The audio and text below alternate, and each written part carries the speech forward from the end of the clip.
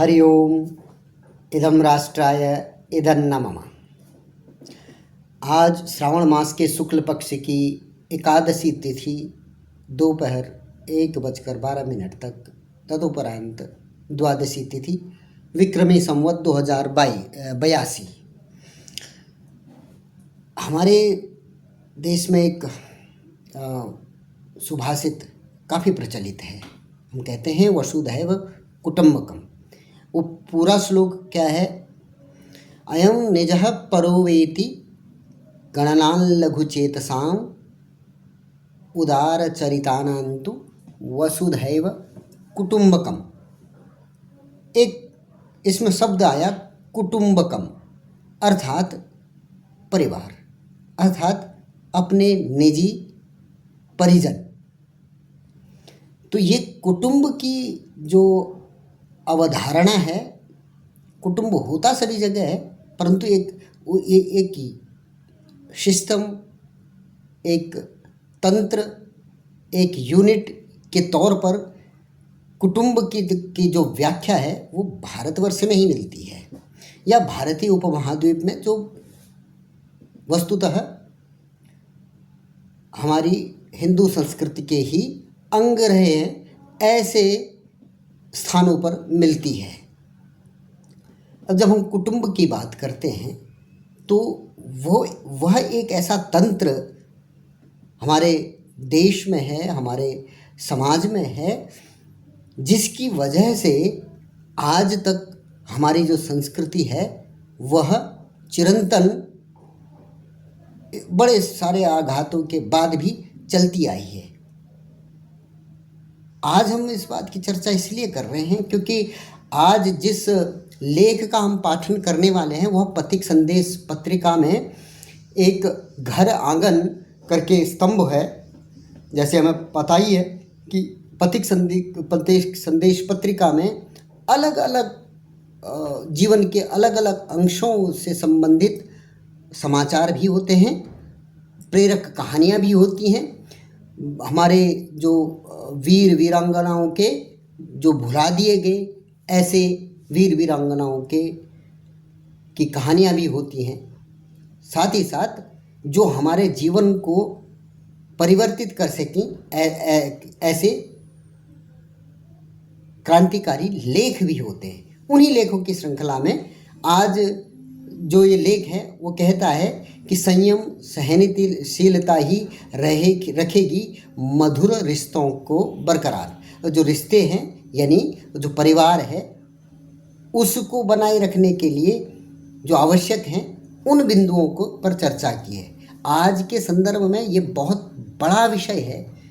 आज हम जहाँ देखते हैं कि हमारे जो संत महात्मा हैं, अभी कुछ दिन पहले हमारे जो एक माननीय सुप्रसिद्ध संत प्रेमानंद जी महाराज ने भी एक वक्तव्य दिया था, जिसको तोड़ मरोड़ के लोगों ने उसको अलग तरीके से प्रस्तुत करने का प्रयास किया, परंतु वो जो उनका मंतव्य था, जो उनकी चिंता थी, वह बहुत जो है उसका संदर्भ गूढ़ संदर्भ है और वह बहुत प्रासंगिक है।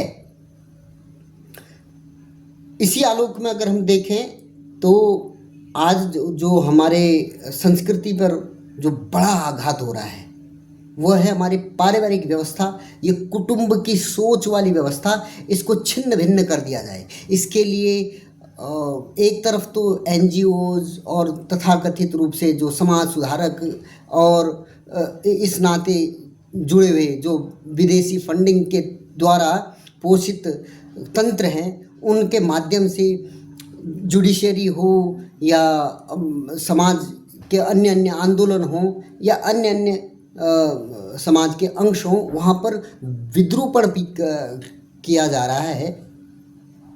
उसी समय अनेक ऐसे आंदोलन चलाए जा रहे हैं जो हमारी परिवार व्यवस्था को छिन्न भिन्न करने के लिए बहुत तेजी से काम कर रहे हैं।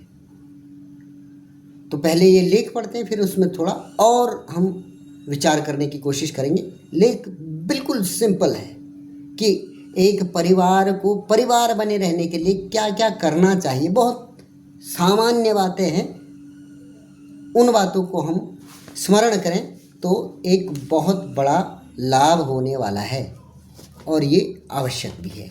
जो हम परिवर्तनों की, पंच परिवर्तनों की बात कर रहे हैं, उसमें एक परिवार प्रबोधन या परिवार का संवर्धन सही तरीके से, वह एक विषय है। उसी से संबंधित एक हम इसको उसी आलोक में पढ़ने का प्रयास करेंगे। संयम सहनशीलता ही रखेगी मधुर रिश्तों को बरकरार। पति पत्नी के रिश्तों में अक्सर कहा सुनी लड़ाई झगड़े और तकरार होती रहती है। कोई भी नई नवेली दुल्हन जब ससुराल में अपना पहला कदम रखती है तो उसे यहाँ आकर अपने सास ससुर, देवर देवरानी, ननद, जेठ जेठानी और उनके बच्चों से अपने रिश्ते निभाने पड़ते हैं। उसे अच्छी मामी, अच्छी चाची बनकर दिखाना तो पड़ता ही है, साथ ही सर्वगुण संपन्न व सुशील बहू की भी भूमिका निभानी पड़ती है। परिवार में पति पत्नी के अतिरिक्त घर के दूसरे सदस्यों से भी कहासुनी हो ही जाती है, लेकिन दूसरों के रिश्तों में जहाँ कई और तरह के बुरे असर पड़ते हैं, वहीं दोनों के आपसी लड़ाई झगड़ों से तनाव और परेशानी होती है। यदि कलह की स्थिति लंबे समय तक बनी रहती है तो पति और पत्नी के बीच रिश्तों में कड़वाहट आने लगती है। हालांकि कुछ समझदार दंपति अपने दाम्पत्य को सुरक्षित रखने के लिए मौन साधना जानते हैं। वो अपने रिश्तों को मजबूत बनाकर रख सकते हैं। अब इसमें कुछ बिंदु लिखे हैं, कैसे एक सफल दाम्पत्य जीवन में हमने रहना चाहिए, जहाँ पर एक बड़ा परिवार हमारे साथ है। चुप रहकर सींचे रिश्ते। हर महिला के लिए समझना जरूरी है कि पति पर उसके माता पिता का अधिकार पत्नी से भी कहीं ज़्यादा है। माता पिता ही हैं जो किसी को इस दुनिया में रूबरू कराते हैं। वे भी सम्मान के अधिकारी होते हैं। छोटी छोटी बातों को लेकर कलह नहीं करना चाहिए। पति के मूड और मानसिक स्थिति के अनुसार सोच समझकर बोलना चाहिए और ऐसा ही पतियों को भी करना चाहिए। सारी जिम्मेदारी अपने सिर। अक्सर महिलाएं घर का सारा काम पहले तो अपने जिम्मे ले लेती हैं। राशन लाना, बिल जमा कराना, बच्चों के स्कूल भेजना, होमवर्क कराना आदि। ऐसे में पति को लगता है कि अब उन्हें इस बारे में सोचने की ज़रूरत ही नहीं है, लेकिन एक सीमा के बाद काम के बोझ के कारण महिला बात बेबात बिगड़ती है। दरअसल पहले खुद ही जिम्मेदारी ले लेना, फिर यदि पति उस पर उसका दोषारोपण कर देना गलत है। पति से पहले ही सहयोग लें, समझदारी से। अगला लिखा हुआ है, क्या कहा मैंने नहीं सुना। ये एक छोटी सी युक्ति है। अक्सर पत्नियां घर में सास ससुर, ननद, जेठ जेठानी आदि की बातों और तानों को सुनकर गुस्से में जवाब देती हैं और कई बार लड़ाई की नौबत आ जाती है। उनकी बातों पर गुस्सा करने के बजाय जहां बातें हो रही हों वहां से उठकर चली जाएं। कई रिश्ते ऐसे होते हैं जिनमें थोड़ी बहुत तकरार चलती है, लेकिन यही रिश्ते पारिवारिक जीवन में खुशियों का आधार होते हैं। इन रिश्तों को सहेज कर चलना होता है। इसलिए क्या कहा मैंने सुना नहीं। जो बात नहीं सुनने लायक है उसको नहीं सुनना। अगला लिखा हुआ है, तानाकसी से परहेज। पति पत्नी के बीच में कलह का बड़ा कारण एक दूसरे को ताना मारना भी होता है। कुछ पति हर बात में मीन मेघ निकालते हैं और पत्नियां भी ईंट का जवाब पत्थर से देने में बाज नहीं आती। लेकिन व्यवहार विशेषज्ञों की माने तो पति को कड़ा जवाब सुनाने से पत्नी को कोई मेडल नहीं मिल जाता। अगर चुप्पी साधकर अपना ध्यान किसी और काम में बटाएं या थोड़ी देर के लिए घर से बाहर चली जाएं तो विवाद टल सकता है। अगला लिखा हुआ है, दोनों का जिम्मा। मौन साधना केवल पत्नी को की ही जिम्मेदारी नहीं, कुछ मामलों में पति ही ज़्यादा लड़ाई के लिए उकसाने वाले साबित होते हैं। कई मौक़ों पर पति को भी चुप्पी साधनी चाहिए। छोटी छोटी गलतियां पर अपनी पत्नी को दूसरों के सामने अपमानित न करें। इसलिए खामोशी पत्नी या पति की हार नहीं, बल्कि दोनों की जीत होती है। इसमें आपने देखा होगा कि मातृशक्ति को संबोधित करते हुए ज़्यादा शब्द वो लिखे गए हैं। उसका कारण है क्योंकि ये लिखने वाली जो लेखिका हैं वो संध्या सिंह जी हैं, जो स्वयं मातृशक्ति को का प्रतिनिधित्व करती हैं। तो ये जो उन्होंने लिखा है वो बहुत सामान्य छोटी छोटी चीज़ें लिखी है, जिससे कोई ऐसी भारी भरकम साधना वाली चीज़ नहीं लिखी है जिससे हमें अपनाने में कठिनता हो।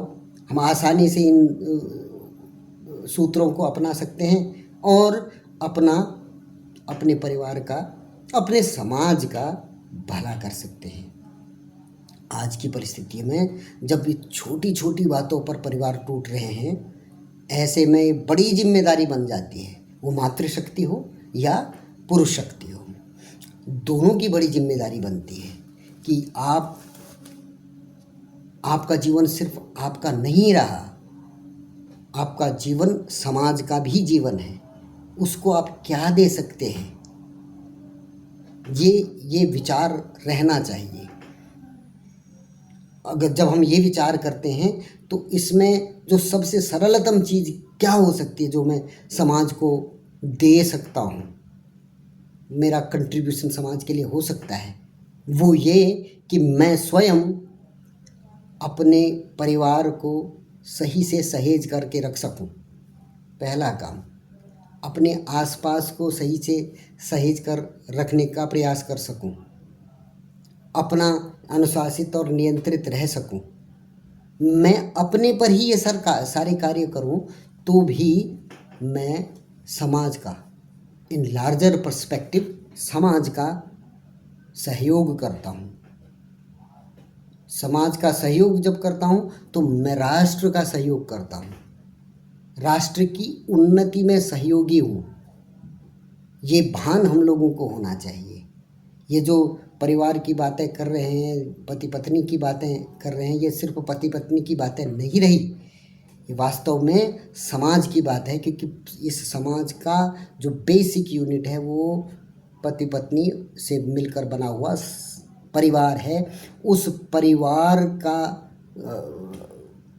की सुख समृद्धि इस समाज के सुख और समृद्धि के साथ सापेक्ष है। इसलिए हम सभी ने प्रयासपूर्वक इस विषय पर सोचना चाहिए, अपने कर्तव्यों का भान करना चाहिए। जो छोटी छोटी बातों पर गुस्सा करने वाला हमारा स्वभाव है, उस पर हमने अंकुश लगाने का प्रयास करना चाहिए। और उसके लिए संतों, गुरुजनों और जो ऐसे महानुभाव, ऐसे महापुरुष जिनका जीवन प्रामाणिकता से श्रेष्ठ रहा है, उनके चरित्रों का ध्यान करना चाहिए, उनकी वाणी को सुनना चाहिए, उनकी वाणी को पढ़ना चाहिए, राष्ट्रवादी पत्रिकाओं को पढ़ना चाहिए जिनमें इस तरीके के विचार रखे गए हैं। क्योंकि इनको भी लगता है कि हमारी जिम्मेदारी है कि हमारा समाज, हमारे परिवार, हमारा जो सोच है वह ठीक दिशा में बढ़े, जिससे कि राष्ट्र की उन्नति हो सके। मेरे परिवार की उन्नति इस राष्ट्र की उन्नति का आधार बन सकता है। इसलिए मेरी जिम्मेदारी बनती है कि मैं और मेरा परिवार एक श्रेष्ठ, उत्तरोत्तर अच्छे कार्य करने में अपना समय व्यतीत करें और यदि हो सके तो उसको अपने स्तर पर ठीक करके अपना जीवन तो सुधारे ही, साथ ही ये समाज जीवन भी हमारा सुधर सके। इसी के साथ मैं अपने शब्दों को आज यहीं पर विराम देता हूँ और किसी और अंक के साथ आपके सम्मुख उपस्थित होंगे। तब तक के लिए धन्यवाद। जय जय श्री राम।